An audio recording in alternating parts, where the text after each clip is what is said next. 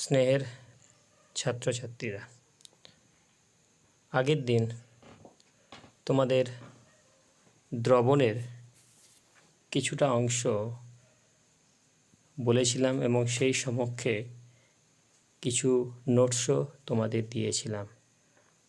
আশা করি তোমরা সেগুলোকে অনুসরণ করেছো। আজ দ্রবণের বাকি অংশটা তোমাদের বলবো, তোমরা একটু মন দিয়ে ভিডিওটা শুনবে। আশা করি তোমরা এতে উপকৃত হবে। প্রথমে আমরা জানব যেটা তরলের মধ্যে কঠিনের দ্রাব্যতা। এই দ্রাব্যতাটা কি? কিছু কিছু কঠিন দ্রাব্য আছে যারা সহজেই কোনো তরল দ্রাবকের মধ্যে দ্রবীভূত হয়ে যায়। আবার এমন কিছু পদার্থ আছে যারা আংশিকভাবে দ্রবীভূত হয়, বা এমন কিছু পদার্থ আছে যারা একেবারেই দ্রবীভূত হয় না। অর্থাৎ তারা ওই নির্দিষ্ট পরিমাণ দ্রাবকটার মধ্যে যে মাত্রায় দ্রবীভূত থাকছে, মানে সেটাকেই আমরা বলছি তার দ্রাব্যতা। তাহলে আমরা যদি এটাকে একটা সংজ্ঞা হিসেবে বলি, কি বলবো? না, কোনো নির্দিষ্ট তাপমাত্রায় 100 গ্রাম দ্রাবকে সর্বাধিক যত গ্রাম দ্রবীভূত হয়ে একটা স্থায়ী সম্পৃক্ত দ্রবণ তৈরি করতে পারে, ওই গ্রাম সংখ্যাকে ওই নির্দিষ্ট তাপমাত্রায় তরল দ্রাবকের দ্রবীভূত কঠিন পদার্থের দ্রাব্যতা বলে। একটা উদাহরণ যদি হিসেবে দেখা আছে 40 ডিগ্রি সেন্টিগ্রেড উষ্ণতায় KNO3 দ্রাব্যতা 60। কথাটির অর্থ কী? KNO3 মানে তোমরা জানো পটাশিয়াম নাইট্রেট, যেটা জলে দ্রবীভূত হয়। এটার অর্থ হচ্ছে ওই যে সংজ্ঞাতে ছিল নির্দিষ্ট তাপমাত্রায়, মানে 40 ডিগ্রি সেন্টিগ্রেড তাপমাত্রায় 100 গ্রাম জলে সর্বাধিক 60 গ্রাম পটাশিয়াম নাইট্রেট দ্রবীভূত হতে পারে এবং পটাশিয়াম নাইট্রেটের একটা সম্পৃক্ত দ্রবণ তৈরি হয়। তাহলে বুঝতে পেরেছ নিশ্চয়ই দ্রাব্যতা ব্যাপারটা কি। নেক্সট আমরা আসছি এই তরল দ্রাবকে কঠিন দ্রাবের যে দ্রাব্যতা নির্ভরকারী বিষয়সমূহগুলো কি কি। কেন এই কঠিন পদার্থগুলো তরল দ্রাবকে দ্রবীভূত হচ্ছে, কি কি বিষয়ের উপর তারা নির্ভরশীল। প্রথমেই যে পয়েন্টটা আছে দেখো, দ্রাব ও দ্রাবকের প্রকৃতি। তোমরা জানো কিছু কিছু আয়নীয় দ্রাব রয়েছে যারা কেবলমাত্র আয়নীয় দ্রাবকের মধ্যেই দ্রবীভূত হতে পারে, যেমন সোডিয়াম ক্লোরাইড, পটাশিয়াম ক্লোরাইড। বেশিরভাগ ক্লোরাইড জাতীয় লবণ তারা যদি খেয়াল করে দেখো জলের মধ্যে দ্রবীভূত হয়, কারণ জল হচ্ছে পোলার দ্রাবক, আয়নীয় দ্রাবক, এবং সোডিয়াম ক্লোরাইডও একটা বা পটাশিয়াম ক্লোরাইডও একটা আয়নীয় যৌগ। একই রকম নাইট্রেট যৌগগুলো, সোডিয়াম নাইট্রেট বলো, পটাশিয়াম নাইট্রেট বলো, এরাও কিন্তু ওই জলের মধ্যেই দ্রবীভূত হবে। আবার উল্টো দিকে আমরা যদি ভাবি, কিছু কিছু পদার্থ আছে কঠিন, যেমন আয়োডিন বলো, ন্যাপথলিন বলো, এরা কিন্তু আবার জলে দ্রবীভূত হয় না। কেন হয় না? কারণ আয়োডিন, ন্যাপথলিন এরা অআয়নীয় পদার্থ, আয়নীয় নয়। তাই এরা কোনো আয়নীয় দ্রাবকে দ্রবীভূত হতে পারবে না। এরা দ্রবীভূত হবে কোথায়? কোনো অনায়নীয়, মানে মনে করো সেটা হতে পারে বেনজিন, সেটা হতে পারে কার্বন ডাইসালফাইড, তার মধ্যে দ্রবীভূত হবে। তাহলে একটা তরল দ্রাবকের মধ্যে কঠিন দ্রাব যে দ্রবীভূত হবে তার পুরোটাই ডিপেন্ড করছে দ্রাব এবং দ্রাবকের প্রকৃতির উপর। নেক্সট আমরা যদি দেখি চাপের উপর সেরকমভাবে কোনো প্রভাব কিন্তু নেই, কারণ তরলে কঠিন পদার্থের যে দ্রাব্যতার উপর চাপের যে প্রভাবটা একেবারেই নগণ্য। কারণ কি না, কঠিন পদার্থ অধিক পরিমাণে অসংনম্য অবস্থায় থাকে। এরপরে আসছি উষ্ণতা। এই তরলে কঠিন পদার্থের দ্রাব্যতার উপর উষ্ণতার কিন্তু একটা ভালো মতো প্রভাব রয়েছে। এবং তার সঙ্গে আমরা উষ্ণতার একটা প্রভাবের অংশ হিসেবে পাবো দ্রাব্যতা লেখ। তো আমরা প্রথমে আলোচনা করব এই তরলে কঠিন পদার্থের দ্রাব্যতার উপরে উষ্ণতার প্রভাবটা কী। দেখো, কিছু কিছু কঠিন পদার্থ আছে যাদের উষ্ণতা বাড়ালে দ্রবীভূত হওয়ার ক্ষমতাটাও বেড়ে যায়। কারা সেটা? বেশিরভাগ নাইট্রেট লবণ উষ্ণতা বাড়ালেই তার দ্রাব্যতা বাড়তে থাকে, এবং দ্রাব্যতা সবচেয়ে বেশি হয় উষ্ণতা বাড়ালে, সেটা হচ্ছে পটাশিয়াম নাইট্রেটের। আবার এমন কিছু পদার্থ আছে যাদের দ্রাব্যতা উষ্ণতা বৃদ্ধি করলে হ্রাস পেতে থাকে। সেটা কারা? কলিচুন, ক্যালসিয়াম যে হাইড্রোক্সাইড, বেশিরভাগ যে সালফেট জাতীয় লবণ, মনে করো calcium sulphate, lithium sulphate, barium sulphate, এই জাতীয় লবণগুলোর ক্ষেত্রে আবার যদি দেখি উষ্ণতা বাড়ালে আবার তাদের দ্রাব্যতা কমে যায়। আবার কিছু কিছু পদার্থ আছে উষ্ণতা যদি তুমি বাড়াও দেখবে তার দ্রাব্যতার কোনো রকম কোনো পরিবর্তন হয়নি, যা ছিল তাই আছে। সেটা আমরা খাদ্য লবণের ক্ষেত্রে পাই, সোডিয়াম ক্লোরাইডের ক্ষেত্রে। আবার কিছু কিছু পদার্থ আছে যাদের ক্ষেত্রে আমরা লক্ষ্য করি উষ্ণতা বাড়ালে দ্রাব্যতা প্রথমে বাড়ল, তারপরে ধীরে ধীরে ধীরে ধীরে কমতে থাকলো। এটা আমরা দেখেছি গ্লোবার লবণের ক্ষেত্রে। গ্লোবার লবণের সংকেত হচ্ছে Na2SO4, 10H2, সোডিয়াম সালফেট 10 অণু জল। আমরা যখন গ্লোবাল লবণের উষ্ণতা বাড়াবো 32.4 ডিগ্রি সেন্টিগ্রেড উষ্ণতা অবধি তার দ্রাব্যতা বাড়তে থাকে। তারপরেই যত উষ্ণতা বাড়াবো দ্রাব্যতা কমে। কেন কমে? কারণ তারপরে উষ্ণতা বাড়ালেই ওই জলের অণুটা অপসারিত হয়ে যায়। ওই জলের অণুটা অপসারিত হয়ে গেলে সে অনার্দ্র সোডিয়াম সালফেটে পরিণত হয়ে যায়। আর একটু আগে আমরা বললাম যে সালফেট জাতীয় বেশিরভাগ ক্ষেত্রে লবণগুলো কী হয়, উষ্ণতা বাড়ালে তার দ্রাব্যতা কমে। তো ন্যাচারালি 32.4 ডিগ্রি সেন্টিগ্রেডের পর থেকেই দেখা যায় এই গ্লোবাল লবণের দ্রাব্যতা কমতে থাকছে। তাহলে এই যে বিশেষ উষ্ণতা, যে তাপমাত্রায় দ্রাব্যতার এই বৈপরীত্য, সেই বিশেষ উষ্ণতারও একটা নাম রয়েছে, যেটা হচ্ছে ট্রানজিশন টেম্পারেচার, ট্রানজিশনের উষ্ণতা। কারণ ওই উষ্ণতার উপরে গেলেই দ্রাব্যতার এই বৈপরীত্য আচরণ আমরা লক্ষ্য করতে পারি। আচ্ছা, এরপরে আমরা আসছি দ্রাব্যতা লেখ। দ্রাব্যতা লেখ আমরা কাকে বলবো না, উষ্ণতার পরিবর্তনে যে কঠিন পদার্থের দ্রাব্যতার পরিবর্তন কিভাবে হচ্ছে, যেটাকে আমরা লেখচিত্রের সাহায্যে বর্ণনা করতে পারি, সেই লেখচিত্রটাকে আমরা বলবো হচ্ছে দ্রাব্যতা লেখ। লেখ মানে তোমরা জানো দুটো অক্ষ থাকে, একটা এক্স অক্ষ আর একটাকে আমরা বলি হচ্ছে ওয়াই অক্ষ। এক্স অক্ষ বরাবর আমরা উষ্ণতাকে এবং ওয়াই অক্ষ বরাবর আমরা দ্রাব্যতাকে অভিহিত করি। সেইভাবে আমরা যদি যে লেখচিত্রটা আমরা পাবো, মনে করো বিভিন্ন উষ্ণতায় দ্রাব্যতা নির্দেশক যে বিন্দুগুলো থাকে সেই বিন্দুগুলোকে আমরা স্থাপন করব। স্থাপন করার পর তাকে রেখাচিত্র দিয়ে যখন যোগ করব, যে লেখচিত্রটা আমরা পাবো সেটাকে আমরা বলবো হচ্ছে দ্রাব্যতা লেখ। তাহলে এই দ্রাব্যতা লেখের উপযোগিতা কি? উপযোগিতা অবশ্যই আছে। কোনো নির্দিষ্ট উষ্ণতায় কোনো পদার্থের দ্রাব্যতা কত হবে সেটা আমরা দ্রাব্যতা লেখ থেকে সহজেই জানতে পারব।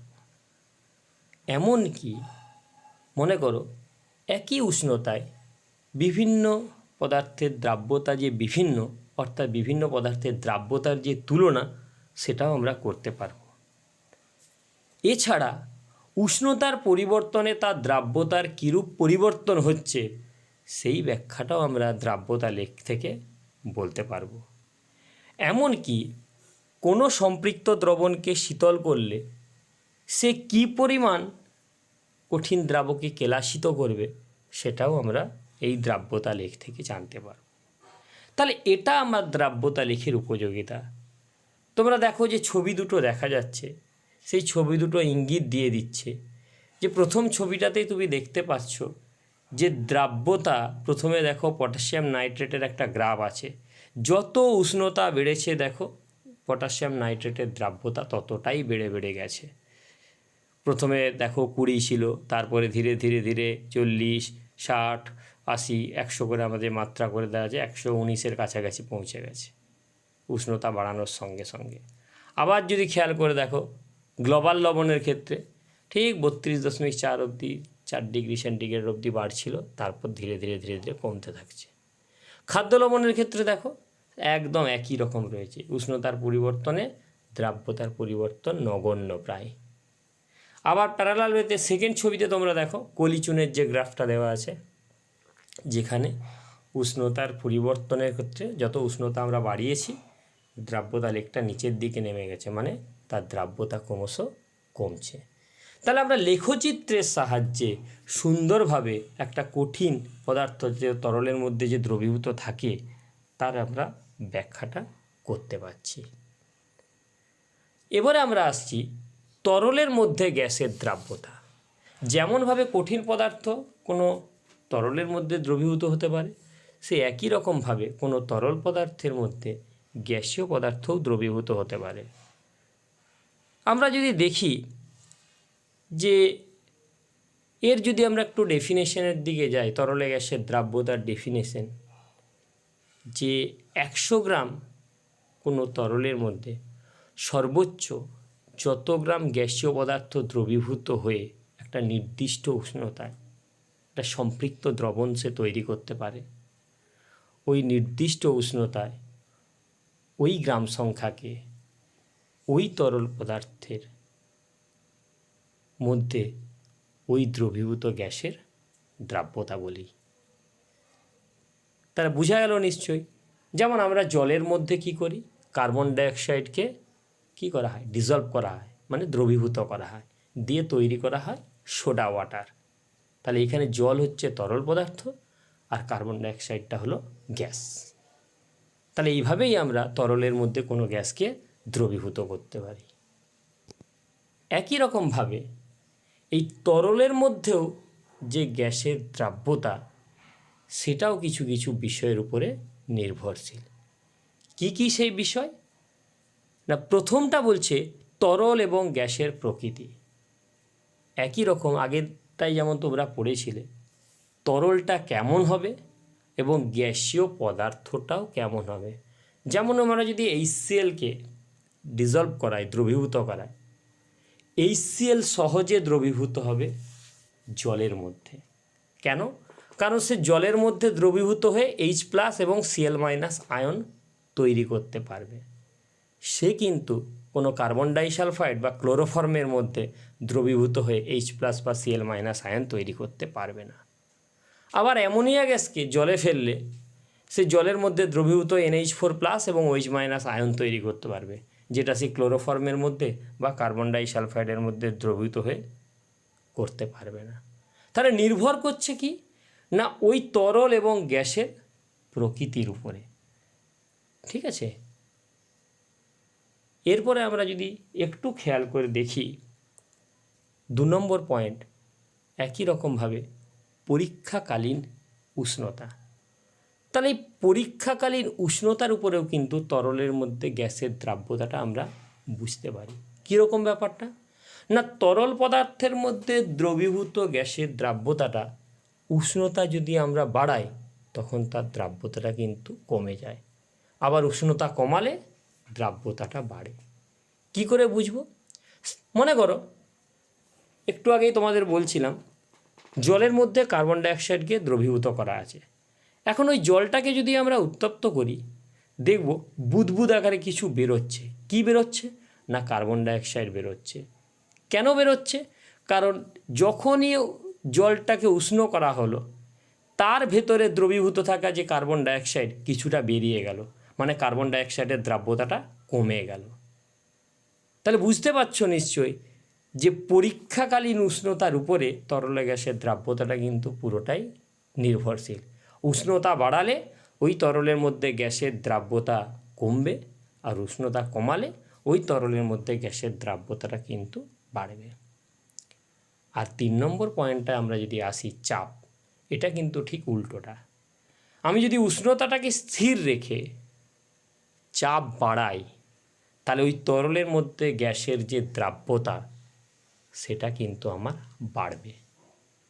আবার একই রকমভাবে উষ্ণতাটাকে স্থির রেখে যদি আমরা চাপ কমাই, তাহলে ওই তরলের মধ্যে গ্যাসের দ্রাব্যতাটাও কিন্তু কমবে। অর্থাৎ পুরোটাই একটা সমানুপাতিক সম্পর্ক হিসেবে আচরণ করছে। এই উপলক্ষেই একজন বিজ্ঞানী এই তরলের মধ্যে গ্যাসের যে দ্রাব্যতা সংক্রান্ত যে সূত্র বিজ্ঞানী হেনরি আবিষ্কার করেছিলেন, যেটা হেনরির সূত্র হিসেবে প্রতিষ্ঠা লাভ করেছিল। তিনি কি বলেছেন? যা নির্দিষ্ট উষ্ণতায় কোনো নির্দিষ্ট দ্রাবকের একক আয়তনে দ্রবীভূত কোনো গ্যাসের যে ভর ওই গ্যাসের চাপের সঙ্গে সমানুপাতে পরিবর্তিত হয়।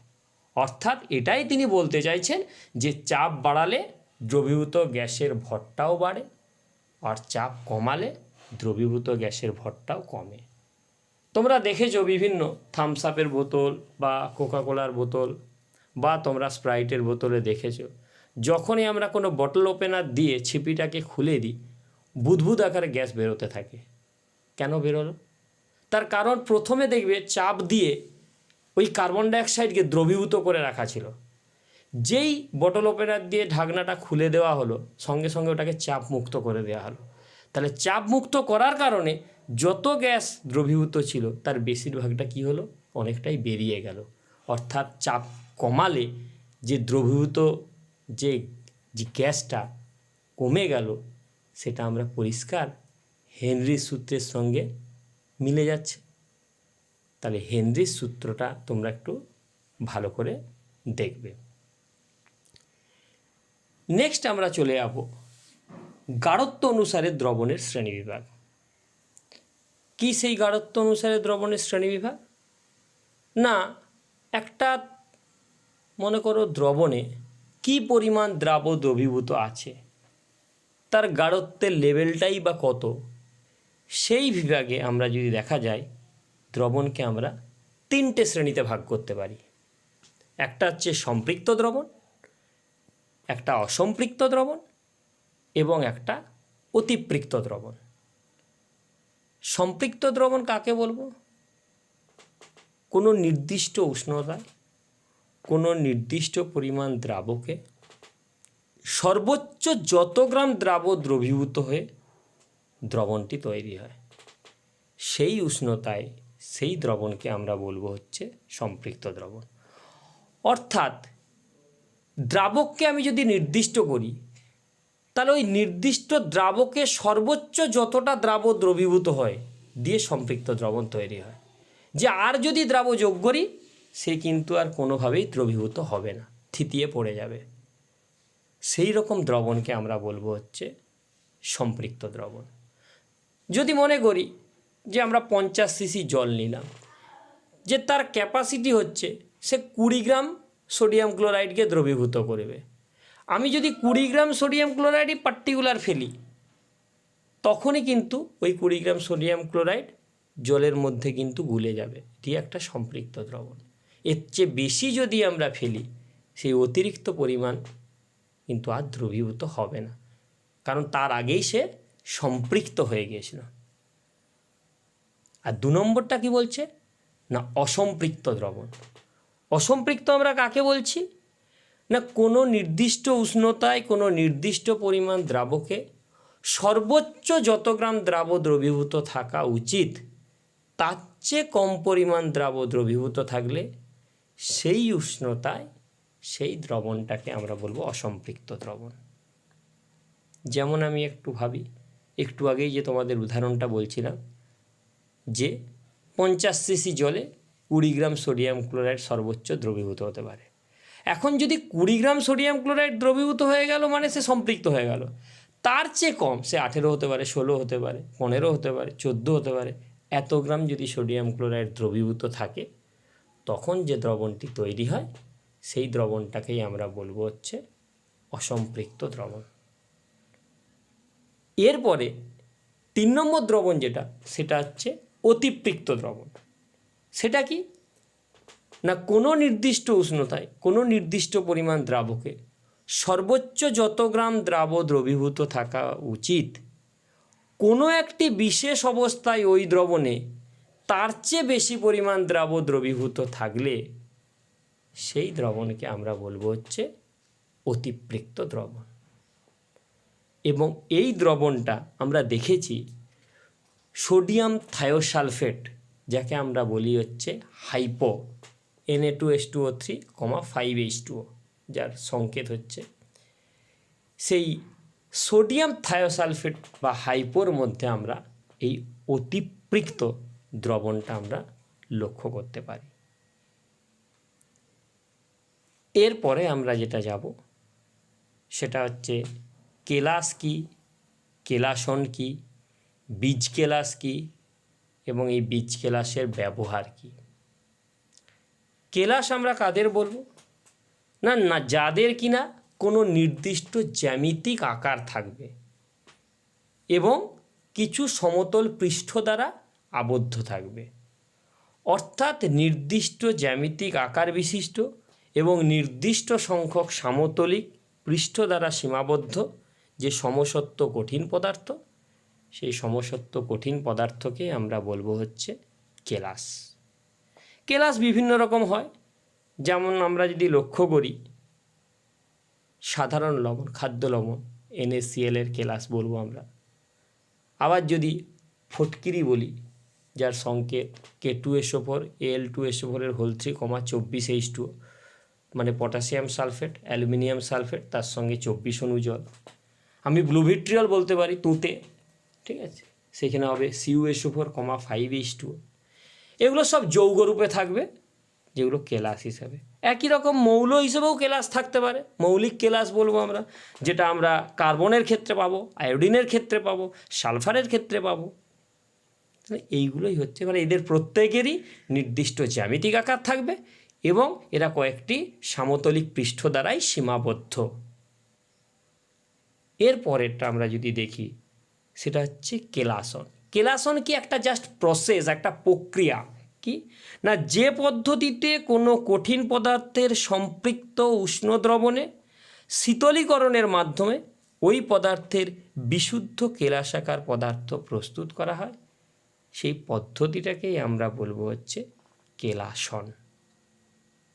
অর্থাৎ আমরা কি করব না, মনে করি একটা কোনো কঠিন পদার্থের দ্রবণকে বেশি উষ্ণতায় সম্পৃক্ত করলাম, দিয়ে ধীরে ধীরে ধীরে ধীরে ঠান্ডা করলাম, দেখব নিম্ন উষ্ণতায়, মানে অনেক কম উষ্ণতায় দ্রাব্যতা অনুযায়ী কোনো সম্পৃক্ত দ্রবণে যে পরিমাণ দ্রবীভূত থাকা উচিত তার চেয়ে বেশি পরিমাণ ওই দ্রবণে উপস্থিত আছে। এর ফলে দ্রবণটা তখন কি হয়ে গেছে না, একটা অতিপৃক্ত দ্রবণে পরিণত হয়েছে। এই অবস্থায় ওই বাড়তি তখন দ্রবণ থেকে বেরিয়ে আসে এবং বেশিরভাগ ক্ষেত্রে কি হয়, ওটা পাত্রের তলদেশে জমা হচ্ছে। সেই যে পাত্রের তলদেশে জমা হবে, সে কিভাবে জমা হবে না, কেলাস আকারে জমা হবে। তাহলে এই যে প্রসেস, যে প্রসেসে আমরা এটা করলাম, এই প্রক্রিয়াটার নামই হচ্ছে কেলাসন। এরপরে যদি দেখো বীজ কেলাস, সেটাও একই রকমভাবে, যে কোনো ক্ষেত্রে আমরা দেখি অনেকক্ষণ অপেক্ষা করা সত্ত্বেও সম্পৃক্ত উষ্ণ দ্রবণ থেকে কোনো কেলাস উৎপন্ন হচ্ছে না। কারণ কি না, দ্রবণটা অলরেডি তখন অতিপৃক্ত দ্রবণে পরিণত এবং অতিপৃক্ত দ্রবণ অস্থায়ী, সেই জন্য ওই দ্রবণে বিশুদ্ধ কেলাসের একটা ছোট কণা আমরা যদি যোগ করে দিই, সঙ্গে সঙ্গে দেখতে থাকবো আমরা কেলাসন প্রক্রিয়াটা শুরু হয়ে গেছে। তাহলে আগে কেলাসন প্রক্রিয়া শুরু হয়নি, কিন্তু ওই ক্ষুদ্র একটা কেলাস যোগ করার সঙ্গে সঙ্গেই কেলাসন প্রক্রিয়াটা শুরু হয়ে গেল। এই কেলাসন প্রক্রিয়াটাকে তখন আমরা বলছি সিডিং। এবং যে ছোট বিশুদ্ধ কেলাসটাকে যোগ করার জন্য কেলাসন প্রক্রিয়াটা শুরু হলো, ওই বিশুদ্ধ ছোট কেলাসটিকেই আমরা বলবো বীজ কেলাস বা সিড ক্রিস্টাল।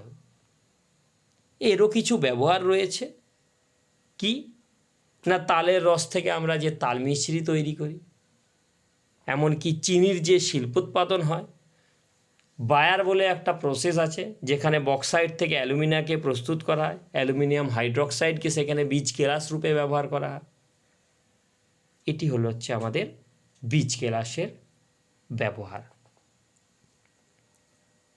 এরপরে আমরা ছবিতে দেখতে পাচ্ছ আরেকটা টার্ম আমরা জানব, যেটা হচ্ছে অধিবৃদ্ধি।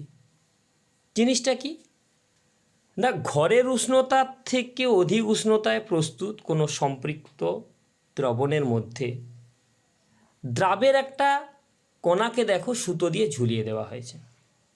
দেখা যাবে কি যে দ্রবণ থেকে তখন ওই আরও দ্রাব ধীরে ধীরে ধীরে ধীরে ওই ছোট কেলাসের গায়ে জমা হচ্ছে। যত জমা হবে তার পাশের ছবিটার দিকে দেখো, কেলাসটার আকার তখন কী হয়ে গেছে না, বড় হয়ে গেছে। এই যে ঘটনা, এই যে কেলাসের আকারটা বেড়ে গেল মানে বৃদ্ধি ঘটল, এই ঘটনাটাকে আমরা বলবো হচ্ছে অধিবৃদ্ধি। আর যে ছোট কেলাসটা আমরা সুতোর সাহায্যে ঝুলিয়ে দিয়েছিলাম, দেখো লেখাও আছে, ওই কেলাসটা হচ্ছে সিড ক্রিস্টাল, মানে হচ্ছে বীজ কেলাস। তাহলে বীজ কেলাসটা ঝুলিয়ে দেওয়ার জন্য কেলাসন প্রক্রিয়ায় কিছু কেলাস মানে দ্রাব বেরিয়ে এলো, দিয়ে ওই কেলাসে জমা হতে থাকলো, কেলাসটার আকার বড় হয়ে গেল। ওই ঘটনাটাকে আমরা বলছি হচ্ছে অধিবৃদ্ধি। বোঝা গেল নিশ্চয়ই। নেক্সট আমরা যাব দ্রবণের শক্তিমাত্রা এবং তার হচ্ছে একক। দেখো, একটা দ্রবণকে আমরা কিভাবে প্রকাশ করব, তার শক্তির মাত্রাটা কি, এই শক্তির মাত্রা তিনটে উপায়ে আমরা প্রকাশ করি। একটা হচ্ছে ভর আয়তনের সাপেক্ষে শতকরা মাত্রা।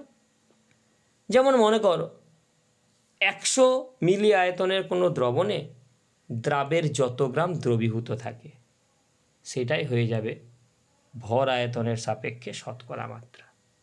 যেমন মনে করি আমি যদি বলি যে কোনো একটা দ্রবণ 15% H2SO4 দ্রবণ, এর কথাটার অর্থ কি? এর অর্থ হচ্ছে যে 100 ml আয়তনে 15 গ্রাম H2SO4 দ্রবীভূত আছে। তাহলে ভর আয়তন, আয়তনের সঙ্গে ভর, তাহলে 15 গ্রাম H2SO4 100 ml আয়তনে দ্রবীভূত আছে। মনে করো জলের সাপেক্ষে আমরা যদি বলি যে 100 ml জলে 15 গ্রাম H2SO4 দ্রবীভূত, তাহলে এটা ভর আয়তনের সাপেক্ষে তখন শতকরা মাত্রা হিসেবে আমরা প্রকাশ করব। পরেরটা আছে গ্রাম পার লিটার মাত্রা। এটাও বুঝতে পারছো, প্রকাশটাই বোঝা যাচ্ছে। গ্রাম পার লিটার, প্রতি লিটারে কত গ্রাম, অর্থাৎ কোনো দ্রবণের প্রতি লিটারে কোনো দ্রাবের যত গ্রাম দ্রবীভূত থাকবে সেটাই হবে গ্রাম প্রতি লিটার মাত্রা। যেমন তোমরা যদি দেখো HCl এর যদি বলে গ্রাম প্রতি লিটার মাত্রা কত না 75 গ্রাম পার লিটার। মানে কি? মানে আমরা বুঝাতে চাইছি যে 1 লিটারের যদি আমরা দ্রবণ নিই তাতে 75 গ্রাম HCl দ্রবীভূত থাকবে। আর শেষটা যেটা বলবো মোলার মাত্রা বা মোলারিটি, সেটা বলছে কি না কোনো দ্রবণের প্রতি লিটার আয়তনে, প্রতি লিটার মানে 1000 ml, কোনো দ্রাবের যত গ্রাম অণু দ্রবীভূত থাকবে বা গ্রাম মোল যেটা, সেটাই হবে সেই গ্রাম অণু সংখ্যাকে ওই দ্রবণের মোলার মাত্রা বা মোলারিটি বলবো। যেমন তুমি যদি দেখো একটা উদাহরণ যদি বলি আমরা 4 ml H2SO4 বা 4 মোলার যদি ভালো করে ভাবো H2SO4, তার কথাটার অর্থ কি যে 1 লিটারের দ্রবণে 4 গ্রাম অণু বা 4 গ্রাম মোল H2SO4 দ্রবীভূত আছে, যার ভর কত হবে না 1 গ্রাম অণু H2SO4 মানে 98 গ্রাম। ওই 98কে আমরা যদি 4 দিয়ে গুণ করে দিই তাহলে হয়ে যায় 392, অর্থাৎ 392 গ্রাম H2SO4 দ্রবীভূত আছে। এটাকেই আমরা বলবো হচ্ছে মোলারিটি। এর একক দ্রবণের মোলারিটিকেও একই রকমভাবে মোল পার লিটার এককে আমরা প্রকাশ করতে পারি। নেক্সট হচ্ছে না জল ছাড়া অন্যান্য দ্রাবক। দেখো, জলকে আমরা বহুমুখী দ্রাবক বা সার্বজনীন দ্রাবক বলেছি, যে যত আয়নীয় যৌগ জলের মধ্যে দ্রবীভূত হয় এবং কিছু সমযোজী যৌগ রয়েছে তারাও আবার জলের মধ্যে দ্রবীভূত হয়। এখন জল ছাড়াও কিছু জৈব এবং অজৈব দ্রাবক রয়েছে, ধ্রুবীয় দ্রাবক, যেমন ethyl alcohol, methanol, acetone, chloroform, kerosene, এরা সব অন্যান্য দ্রাবক, বেশিরভাগ ক্ষেত্রে এরা জৈব দ্রাবক, ঠিক আছে। এরাও কিছু কিছু পদার্থকে দ্রবীভূত করে। যেমন ইথাইল অ্যালকোহল কী কাজে লাগে না, ইথাইল অ্যালকোহল হচ্ছে বিভিন্ন জৈব যৌগকে দ্রবীভূত করে। শিল্পক্ষেত্রে, বার্নিশ শিল্পে, সুগন্ধি রঞ্জক দ্রব্য বা রং তৈরি কারখানায়, কৃত্রিম রাবার, গালা ইত্যাদি দ্রাবক হিসাবে ইথানল ব্যাপকরূপে ব্যবহৃত হয়। একই রকম মিথানলও তাই, বার্নিশ, সেলুলয়েড, রেজিন, প্লাস্টিক প্রভৃতি সুলভ দ্রাবক রূপে ব্যবহার করা যায়। অ্যাসিটোন, সেটাও হচ্ছে বিভিন্ন রকম জৈব যৌগে, বিশেষ করে সেলুলয়েড জাতীয় জৈব যৌগের দ্রাবক রূপে আমরা অ্যাসিটোনকে ব্যবহার করতে পারি। ক্লোরোফর্ম, সেও রাবার, তেল, চর্বি জাতীয় পদার্থকে দ্রবীভূত করতে ব্যবহার করি। কেরোসিন, সেটাও হচ্ছে আমাদের মশা মারার যে ঔষধ ডিডিটি, তার দ্রাবক রূপে আমরা ব্যবহার করতে পারি কেরোসিনকে। তাহলে মোটামুটি তোমরা দ্রবণ সম্পর্কিত যা যা জিনিসগুলো মোটামুটি বুঝতে পারলে। এগুলো বেশিরভাগই এই যে দ্রাবকগুলো বললাম উদ্বায়ী দ্রাবক, তবে এই উদ্বায়ী দ্রাবকের কিছু ক্ষতিকারক প্রভাবও রয়েছে।